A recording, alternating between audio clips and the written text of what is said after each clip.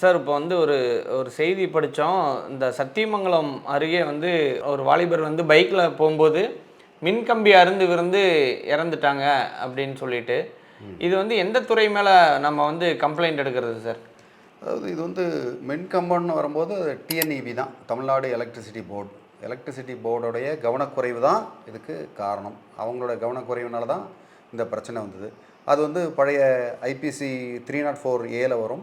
இப்போ புதுசாக பிஎன்எஸ் 105 வரும். கிட்டத்தட்ட ஒரு கவனக்குறையினால் ஒரு உயிரிழப்பு அப்படின்னு வரும்போது இது வந்து தண்டனைக்குரிய ஒரு குற்றமாக தான் ஆகும். இது போலீஸ் கேஸ் ஆகி இவங்க பேரில் வழக்கு பதிவு செய்வாங்க.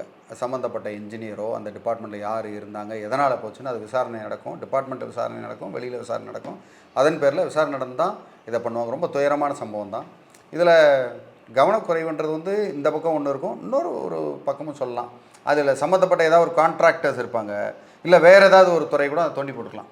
ஒரு உதாரணத்துக்கு வந்து பார்த்திங்கன்னா, இப்போ இபி காரங்க ஒயரு நல்லாயிருக்கும், அந்த நேரத்தில் ஏதாவது டெலிஃபோன்காரங்க அந்த இடத்துல தோண்டி, இல்லை பிடபிள்யூடிக்காரங்க ஏதாவது தோண்டி அது வந்து விழுந்திருந்ததுன்னா, அப்போ 2 துறையை சார்ந்தவங்களும் அதை நெக்லிஜென்ஸில் வருவாங்க.